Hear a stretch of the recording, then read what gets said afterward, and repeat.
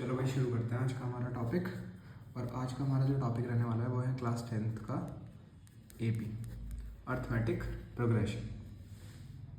तो इसके में सबसे पहले हम देखेंगे कि कैसे कैसे फॉर्मूलाज हैं हमारे, और कुछ बेसिक इंट्रोडक्शन मैं आपको करा देता हूँ, फिर कुछ इंपॉर्टेंट क्वेश्चंस करेंगे हम इसमें। सब सही है। तो सबसे पहले हम शुरू करते हैं एपी का बेसिक्स। तो एपी जो हमारा है बेसिकली वो क्या है, हमारा अर्थमेटिक प्रोग्रेशन है। अब इसमें टर्म्स कैसे रहेंगी, सबसे पहले समझते हैं। एपी के लिए एग्जांपल ले लेते हैं। जैसे हमने लिखा 5, 10, 15, 20 और इस तरीके से सोन चलती जा रही है हमारी सीरीज। तो हम यहाँ पे क्या बोल सकते हैं कि अगर मैं सेकंड टर्म में से फर्स्ट टर्म माइनस करता हूँ, 10 माइनस 5 करा मैंने, कितना आया 5। ऐसे ही अगर थर्ड में से सेकंड करते हैं तो भी कितना आया 5 आया। ऐसे ही फोर्थ में से थर्ड करोगे तब भी कितना आएगा आपका 5 ही आएगा। तो आप एक चीज़ देखोगे कि जो इनका डिफरेंस आ रहा है टर्म्स के बीच का, ठीक है ना, एक टर्म और उसके प्रीवियस टर्म का जो डिफरेंस है वो कितना हमेशा सेम आ रहा है। इस केस में 5 आ रहा है। तो हम बोलेंगे ये जो सीरीज़ है हमारी, ये क्या हो जाएगी, ये प्रोग्रेशन क्या है हमारा, एपी है, अर्थमेटिक प्रोग्रेशन। तो यानी कि जो डी है हमारा, यानी कि जो कॉमन डिफरेंस है वो क्या आ रहा है, इस केस में 5 आ रहा है। सब में कॉमन डिफरेंस 5 है। तो एपी की टर्म्स बनती कैसे हैं? एपी की टर्म्स की स्टार्टिंग होती है ए से। ए को हम क्या बोलते हैं, फर्स्ट टर्म, और डी होता है कॉमन डिफरेंस। तो हमने अभी देखा कि अगर मैं 10 में से 5 को माइनस करता तो मुझे क्या मिला था, 5 मिला था।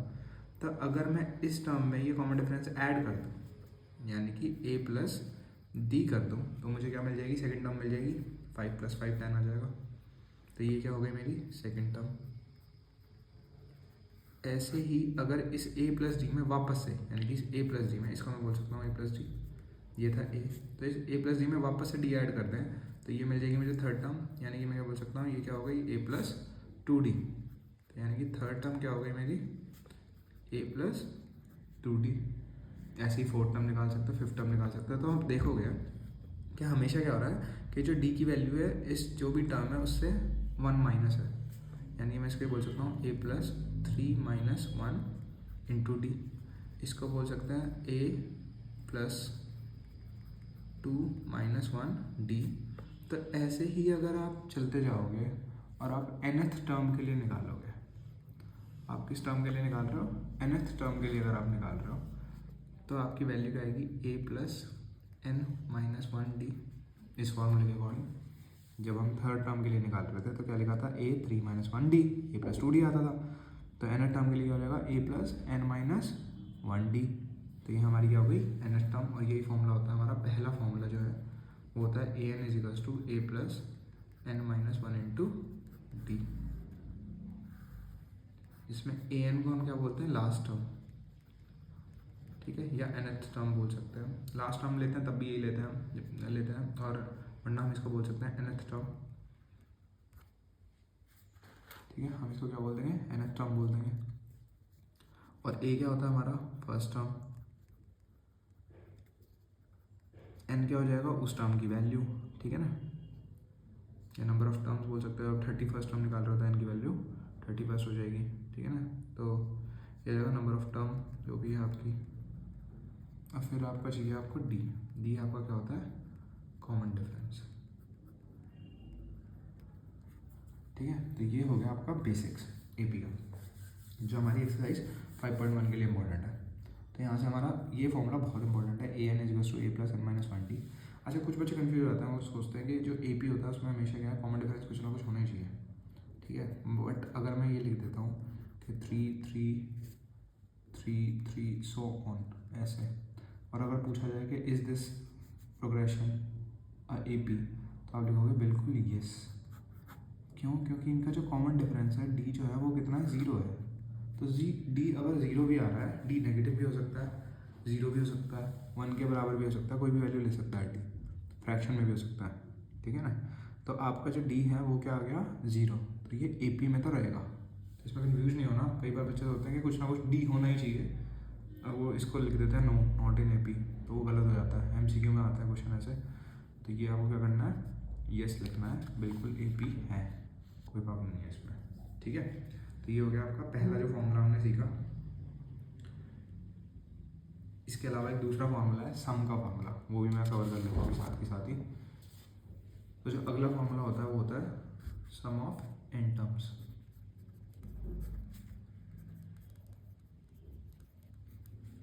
ठीक है भाई, सम ऑफ n टर्म्स का देखिए सबसे पहले फॉर्मूला होता है Sn का जो फॉर्मूला होता है वो होता है n/2 2a plus n-1 into D. एक तो ये फॉर्मूला होता है, दूसरा होता है n/2 a प्लस l, ये भी Sn का फॉर्मूला है। अब ये दोनों आपको बताता हूँ कि आए कैसे हैं फॉर्मूले। ये फॉर्मूले से ये बना है, देखो सबसे पहले वाला इस फॉर्मूले को अगर मैं लिखता हूँ Sn इज इक्वल्स टू क्या था मेरा n/2 2a plus n-1 into D. तो इसको मैं देखो ब्रेक करके नहीं लिख सकता क्या, इसको हम ब्रेक करके लिख सकते हैं n/2 a plus n-1 into D. 2a का मतलब तो यही है a प्लस a। अब ये जो इतना बचा हुआ है ये क्या हो जाता है मेरा an का फॉर्मूला, अभी सीखा हमने, और l क्या होता है हमारा लास्ट टर्म। तो अभी मैंने बताया था आपको an को भी हम क्या मानते हैं लास्ट टर्म, तो इस पूरे की जगह पे हमने क्या डाल दिया l डाल दिया। तो फॉर्मूला जो हमारा बन के निकल के आ गया वो क्या आ गया n/2 a प्लस l। तो ये दो फॉर्मूला है हमारे। अब कैसे इनका यूज़ करते हैं वो इम्पोर्टेंट है सीखना। ठीक है, सबसे पहले देखो यहाँ पे करते हैं भाई क्वेश्चन। अगर सपोज करो हमारे पास कोई एक सीरीज दी हुई है या कोई नंबर्स दिए हुए हैं, जैसे मैंने बोला 5 10 15 20 ऐसे ही सॉन्ग दिया हुआ, और मुझे बोला सम ऑफ फर्स्ट 4 टर्म्स निकाल दो। ठीक है, अब मैं एक छोटे से एग्जांपल से आपको करके दिखा रहा हूँ, बट टर्म्स का सम तो आपको कितने भी टर्म्स का मांग सकते हैं, 100 टर्म्स का भी मांग सकते हैं। तो यहाँ तो आप आंसर डायरेक्ट भी निकाल सकते थे कि 5 + 10 15 15 + 15 30 और ये 50। तो 4 टर्म्स का सम कितना आने वाला है भाई 50 आने वाला है। ये तो आपने बता दिया। अब फॉर्मूले से भी देख लेते हैं आता कि नहीं। तो हम लिखेंगे S4 क्योंकि 4 टर्म्स के लिए निकाल रहे हैं। n की वैल्यू क्या हो जाएगी 4/2, a की वैल्यू क्या हो जाएगी 5, a होता है हमारा फर्स्ट टर्म, तो ये 2 × 5 प्लस n की वैल्यू अगेन कितनी 4 - 1 इंटू डी कितना है भाई इसमें 5 आएगा कॉमन डिफरेंस। तो इसको कट करते हैं, ये आ गया 2, इसे सॉल्व करेंगे तो ये कितना आएगा 10, इसे सॉल्व करेंगे तो ये कितना आ जाएगा 3 × 5 तो 15, तो 2 × 25। तो आपका सम कितना आ गया 4 टर्म्स का 50। यही क्वेश्चन में पूछा था, कि सम बता दो फर्स्ट 4 टर्म्स का। तो आप लिख दोगे Sn का formula n/2 2a plus n-1 into D, और 50 आ गया। यहाँ से भी हम निकाल सकते हैं। तो अगर बहुत सारी टर्म्स का सम अगर आपको पूछ लिया जाएगा तो आपके फॉर्मूला क्या कर देगा, हेल्प कर देगा काफ़ी आसानी से क्वेश्चन को सॉल्व करने में। तो हमने ये नॉर्मल an वाला फॉर्मूला और Sn वाला फॉर्मूला हमने सीख लिया। तो अब हम कुछ क्वेश्चंस करते हैं जो बोर्ड एग्जाम के लिए बहुत इंपॉर्टेंट है, और आपको ये बेसिक समझ आ गया तो आपको क्वेश्चन भी बहुत आराम से समझ आ जाएंगे। देखते हैं पहला क्वेश्चन ये है हमारा, check whether -150 is a term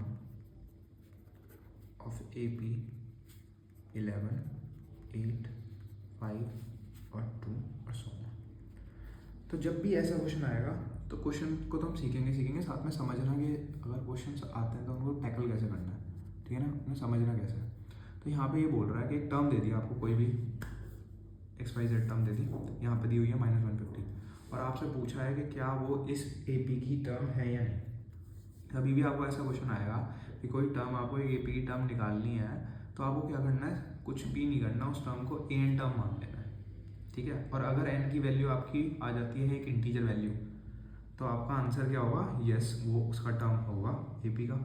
और अगर आपकी n की वैल्यू आ जाती है फ्रैक्शन में या डेसिमल में, तो आप बोलोगे कि वो नंबर AP का टर्म नहीं है। तो इस क्वेश्चन को करेंगे तो और क्लियर हो जाएगा आपको। देखो आपने कर लिया, लेट कर लो AN = क्या आ गया -150। हमने मान लिया कि ये थोड़ी देर के लिए कि ये एक टर्म है और ये nth टर्म है। ठीक है, ये क्या है nth टर्म है इसकी आपकी AP की, तो मान लिया हमने। ठीक है भाई, A कितना है हमारा भाई इस केस में, A हमारा 11 है, और D कितना आएगा, D कैसे निकालते हैं, second term minus first term कर देते हैं। तो 8 - 11 करेंगे तो कितना आ गया D -3, तो D की वैल्यू आपकी कितनी हो गई -3 हो गई, ठीक है। डी भी हमारे पास आ गया, ए भी हमारे पास आ गया। फॉर्मूला में पुट करते हैं हम। ए एन का क्या फॉर्मूला होता था भाई, a plus n minus one into d. अभी एन टर्म है तो इसको यहाँ पे पुट कर लिया, हमें एन की वैल्यू निकालनी है basically. 11 plus n minus one into minus का 3। अब ये इधर जाएगा तो माइनस का हो जाएगा, तो आ गया एन माइनस वन इंटू -3। ये हो गया हमारा माइनस का 161 अपॉन में -3, वो नीचे आएगा और n माइनस वन। अब इसको कट करेंगे तो ये कितना आ गया, n की वैल्यू आ गई 161 अपॉन 3 प्लस 1। तो अब आपको पता है ये तो डिवाइड होने नहीं वाला, बिकॉज ये इसके टेबल में नहीं आएगा। 3 के हमें चेक करना होता है अगर डिविजिबिलिटी रूल, तो क्या होता है सब डिजिट्स का सम कर दो ऊपर, ठीक है। ये रूल भी आप सीख लो कि अगर आपको 3 से चेक करना है, डिविजिबिलिटी रूल बाय 3 होता है ये rule by 3। Divisibility rule by 3 ये बोलता है कि sum of all digits should be divisible by 3। तो इसका मतलब क्या हुआ, इसका मतलब ये हुआ कि जितनी भी टर्म है, फॉर एग्जांपल जैसे हमने लिख दिया 273, चेक करना है कि क्या ये डिवाइड होता है कि नहीं 3 से। तो हमने क्या करा, 2 + 7 कितना हो गया 9 + 3 कितना हो गया 12। तो इसकी वैल्यू कितनी आ गई आपकी 12, ठीक है, डिजिट्स की। और 12 तो 3 के टेबल में आता है, तो यानी कि नंबर भी डिवाइड हो जाएगा। 91 टाइम्स आता है ये, जब 3 से डिवाइड करते हैं तो हम इसे, तो हम चेक कर सकते हैं ऐसे, है ना। तो ये कितना आ रहा है 8, तो इतना नहीं आने वाला, तो हम लिखेंगे therefore -150 is not a term of AP, ठीक है, as value of n is a fractional value. एक फ्रैक्शनल वैल्यू आ रही है, तो हमारा आंसर हो जाएगा नो। इंपॉर्टेंट क्वेश्चन है ये बोर्ड एग्जाम के लिए, तो इस क्वेश्चन को आप अच्छे से समझो और इस टाइप के कुछ और क्वेश्चन भी प्रैक्टिस करो, ठीक है। आप पुराने सैम्पल पेपर्स उठा सकते हैं, लास्ट 6-7 ईयर्स के अगर आप पेपर सॉल्व कर रहे हो तो आपकी प्रिपरेशन बहुत अच्छे से हो जाएगी। और मैक्सिमम क्वेश्चंस रिपीट हो जाते हैं, डिजिट्स चेंज हो जाती हैं, ऑब्वियस सी बात है, बट बहुत सारा रिपीट होता है, ठीक है ना। तो आपके पास सारा सिलेबस है, सब टॉपिक्स हैं आपके पास, तो आप गो थ्रू कर सकते हो क्वेश्चन से। यू लाइक के सैम्पल पेपर भी आप प्रेफर कर सकते हो, उनके सैम्पल पेपर्स बेटर है एज़ कम्पेयर टू अदर। बाकी देखते हैं, बाकी आप अगर वीडियोस भी फॉलो करोगे, NCERT अगर आप सिर्फ कर रहे हो तो आपको कोई परचेज़ करने की जरूरत नहीं है बुक ऐसी एज सच, तो आप, और वैसे भी ऑनलाइन इतना कंटेंट है आजकल, तो आपको कोई ऐसे परचेज़ करने की बुक है नहीं, पर अगर आप करना चाहते हो तो आप वो वाली कर सकते हो, ठीक है।